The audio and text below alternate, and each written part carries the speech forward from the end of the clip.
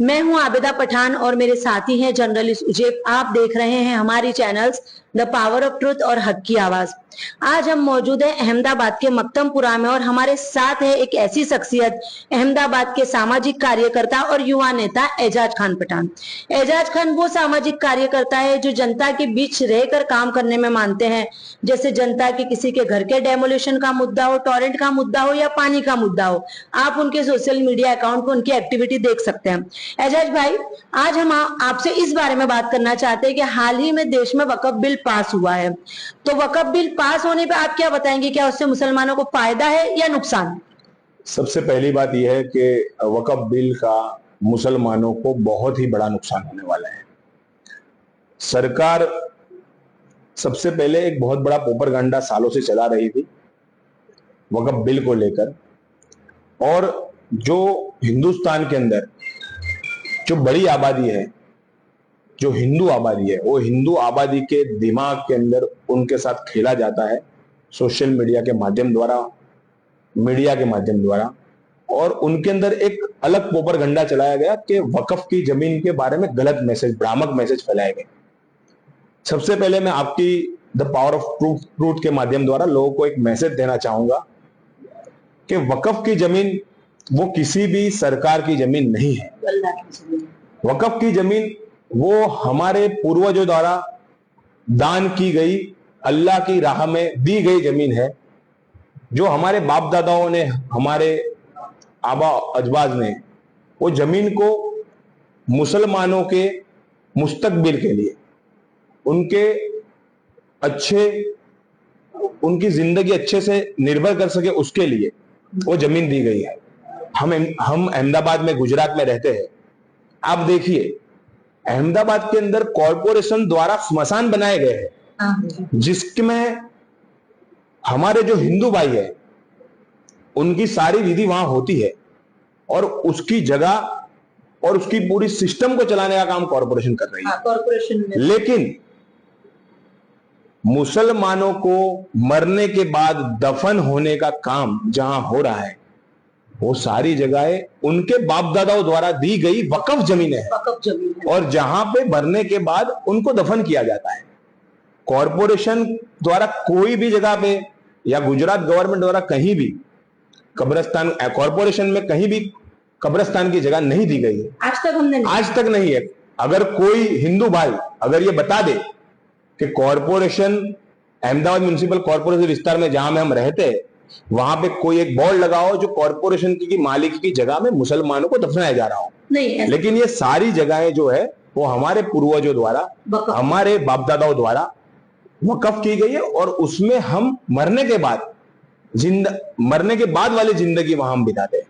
तो सरकार, और एक सीधी सी बात है, आप देखिए अहमदाबाद में और गुजरात में जो डिमोलिशन हो रहा है, और वो डिमोलिशन के अंदर धार्मिक स्थलों को जो डिमोलिशन किया जा रहा है, वो डिमोलिशन करने का काम सुप्रीम कोर्ट ने जो जजमेंट दिया है, और सुप्रीम कोर्ट में हाईकोर्ट, गुजरात हाईकोर्ट ने 2007 में जो एक सुओ मोटो ली थी, और सुओ मोटो लेने के बाद वो मैटर सुप्रीम कोर्ट तक चली, और सुप्रीम कोर्ट ने ये बताया कि रोड रास्ते के बीच में जो चीज आ रही है, जो जगह सरकारी जगह पे जो चीज है और जिससे सरकार को परेशानी हो रही है, उस जगह को 3 अलग अलग विकल्पों में डाला गया था। सबसे पहला विकल्प यह था कि हो सके तो आप इसको लीगलाइज कर दो, रेगुलाइज कर दो। दूसरी बात थी कि अगर लग रहा है कि वो रोड रास्ते में आ रही है और लोगों को दिक्कत होने वाली है और विकास के काम में अड़चन हो रहा है, तो आप इसको शिफ्ट कर दो। और तीसरी बात थी कि इसको डिमोलिश कर दो। लेकिन गुजरात में बीजेपी का शासन है, और न जाने क्यों बीजेपी इतनी मजबूती से सत्ता में होने के बावजूद भी मुसलमानों पर जुल्म करके अपनी वोट बैंक को बनाए रखने के लिए एक तरफा मुसलमानों का विरोध वाला काम कर रही है, और मुसलमानों को परेशान करने का काम कर रही है। और पूरे गुजरात में सारी जगह पे जहां पे मस्जिद, दरगाह, कब्रिस्तान की जगहों को डिमोलिश करने का काम बीजेपी द्वारा किया गया है। और दूसरी तरफ लोकसभा में बीजेपी ये बात कर रही है ऑन रिकॉर्ड कि हम मुसलमानों के साथ हैं। आप अहमदाबाद में आप रहते हैं, हम किसी के धर्म के विरोधी नहीं है, हम किसी का विरोध नहीं करते, कभी भी मुसलमान किसी धर्म का विरोध नहीं करता। लेकिन आप घूम रहे, हमारे हिंदू भाइयों से मैं कहना चाहता हूं, आप जहां रह रहे हो, आपके आस पड़ोस में देखिए कितने रोड पे मंदिर बने हुए हैं, लेकिन कोई आवाज उठाने वाला है? वहां पे बुलडोजर नहीं चलेगा, और हम नहीं चाहते बुलडोजर चले। हम किसी भी बुलडोजर के साथ नहीं है। एजाज खान कभी भी किसी भी बुलडोजर प्रथा के साथ नहीं है। लोगों की आस्था के साथ इस बात को जोड़ा गया है। जुल्म कर लो, आप जितना भी जुल्म करना चाहे कर लो। फिलिस्तीन में भी मुसलमानों पे जुल्म हो रहा है, लोग मर रहे हैं, छोटे बच्चे मर रहे हैं। जुल्म का एक दिन अंत जरूर होगा। आज मुसलमानों पे जुल्म हो रहा है, कल आप पे भी जुल्म होगा। ये जमीन, पहले कश्मीर की बात चल रही थी कि कश्मीर के अंदर 370 हटाएंगे, लोग वहां जमीन लेंगे। कितने लोग हमारे हिंदू भाइयों ने वहां जमीन ली और कितनों को वहां जमीन मिल गई? ये सिर्फ भ्रम फैलाया जा रहा है। ये सारी चीजें मोड़ीपति लोगों को दी जा रही है, अदानी, अंबानी और इस तरह के लोगों के फायदों के लिए इस सारे कामों को किया जा रहा है। और कोई कारण नहीं है किसी भी मुसलमान भाई को, किसी भी हिंदू भाई को, किसी भी सिख भाई को, किसी भी ईसाई भाई को या और धर्म के भाई को इससे कोई फायदा नहीं है। जनता का कोई फायदा नहीं है। सिर्फ और सिर्फ मुसलमानों के नाम पे हिंदुओं को डराने का काम हिंदूवादी सरकार कर रही है। और जैसा कि जब से वक्फ बिल आया है तो एक आम पब्लिक में भी चर्चा है और लोग भी कहते सुनाई दे रहे हैं कि भाई हमने वक्फ को बचाने के लिए क्या किया। क्या अगर हमने वक्फ माफियाओं को उस वक्त काबू में लिया होता तो आज वक्फ सरकार के हस्तक्षेप ना गया होता? तो इस पे आप क्या कहेंगे? सबसे पहली बात यह है कि वक्फ में गैर रीति हुई है, हम इसमें हम नहीं कर रहे मना कि ऐसे कुछ नहीं हुआ है। लेकिन सबसे बड़ा सवाल यह है, गुजरात में 30 साल से 95 से बीजेपी का शासन रहा है।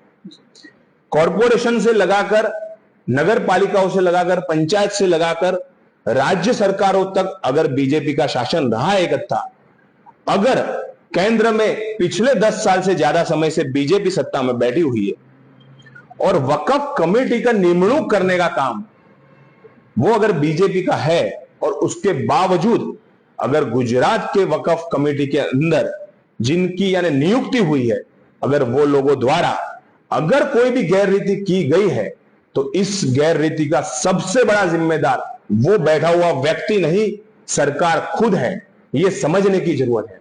हम ये बात का बिल्कुल इनकार नहीं कर रहे कि वक्फ से मुसलमानों को, हमारे आबा अजदाद ने, हमारे बुजुर्गों ने जो हमारे लिए जो सोच रखी थी और हमें ये जमीन मुसलमानों के लिए, मुसलमानों के मुस्तकबिल के लिए ये जमीन को जो दान किया था, अल्लाह की राह में दी गई थी, उस जमीन का सही तरीके इस्तेमाल नहीं हुआ है। लेकिन इसमें गुजरात सरकार पिछले 30 सालों से इस बात में उनका पूरा इन्वॉल्वमेंट है, उनका रोल है। उन्होंने वक्फ कानून को गुजरात में कमजोर करने का काम किया है। सालों से वक्फ कमेटी की नियुक्ति नहीं की गई है, वक्फ आयोग की नियुक्ति नहीं की गई है, और जिन लोगों को नियुक्ति दी गई है वो सारे बीजेपी के लोग एजेंट थे।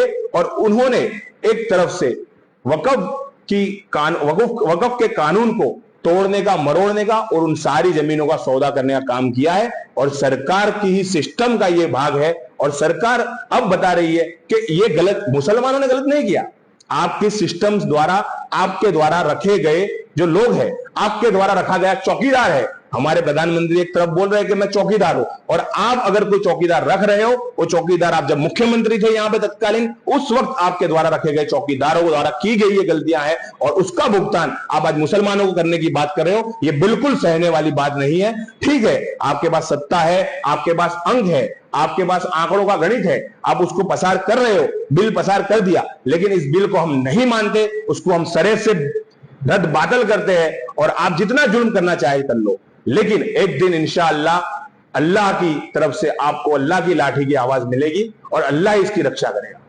जैसे कि आपने सुना कि एजाज खान क्या बोले वक्फ बिल के ऊपर। और दूसरी बात, वक्फ बिल पास हो गया है, कानून आ गया है, पर जिस तरह सुप्रीम कोर्ट में याचिकाएं दाखिल की जाती है, तो अब हमें ये देखना है कि सुप्रीम कोर्ट इस देश में रहने वाले मुसलमान के हक में फैसला देती है या बीजेपी सरकार के हक में।